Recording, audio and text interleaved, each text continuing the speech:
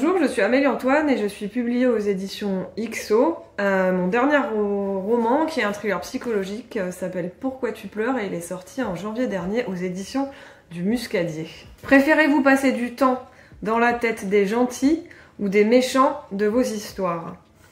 Alors c'est une bonne question. Je pense que je vais pas pouvoir donner une réponse manichéenne parce que la plupart de mes personnages, quasiment tous, dans mes romans, ne sont ni des gentils ni des méchants. Moi, ce qui m'intéresse surtout, c'est de travailler sur les failles des personnages que je développe, sur leurs défauts, sur leurs faiblesses, de creuser là où ça fait mal et de voir en gros comment quelqu'un d'absolument ordinaire, comme vous et moi, peut du jour au lendemain basculer dans la folie, se transformer en monstre.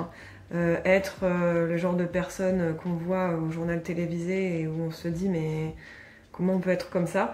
Voilà, moi ce que j'aime c'est prendre des personnages tout à fait normaux et les mettre dans une situation qui les transforme à tout jamais. Comment s'est passé votre premier contact avec vos lecteurs?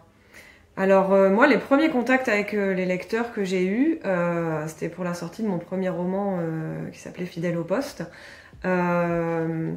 Ça a été d'abord des contacts par mail. J'ai reçu un certain nombre de mails de lecteurs et de lectrices après qu'ils aient découvert Fidèle au poste.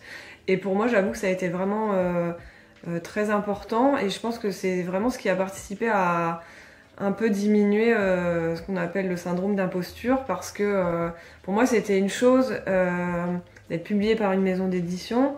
C'était une chose incroyable de voir mon livre en librairie. Mais ça ne faisait pas pour autant de moi un écrivain légitime. Alors que quand j'ai commencé à avoir des retours de lecteurs et même de libraires, c'est vraiment ce qui m'a fait dire que j'avais peut-être ma place dans ce milieu-là en fait.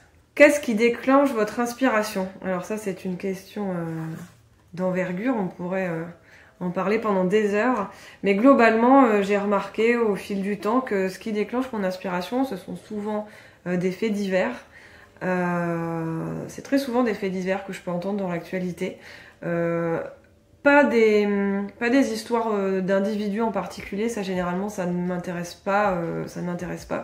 Par contre, des situations dramatiques, des tragédies qui ont lieu, souvent c'est quelque chose qui me pose question et je me retrouve souvent à me dire mais comment on peut faire dans la vie pour en arriver là? Et c'est souvent le point de départ d'un roman. J'entends quelque chose, alors ça peut être un fait divers, ça peut aussi être une anecdote qu'on me raconte, toutes sortes de choses comme ça. Et la première question qui me vient, c'est mais comment on peut faire pour en arriver là? Et à partir de là, je tricote une histoire pour essayer de comprendre ce qui au début me paraît absolument incompréhensible.